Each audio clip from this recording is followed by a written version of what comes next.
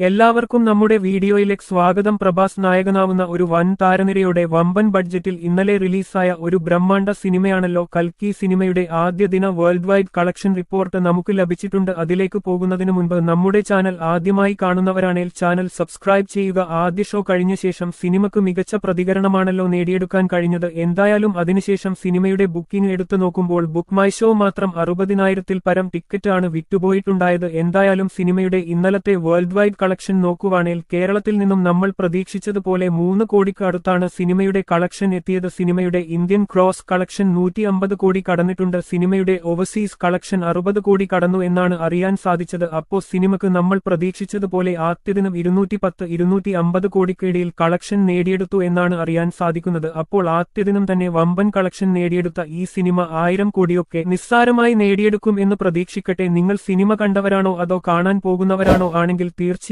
Comment ചെയ്യുക. ഇതുപോലുള്ള cinema വാർത്തകൾക്കായി ചാനൽ സബ്സ്ക്രൈബ് ചെയ്യുക.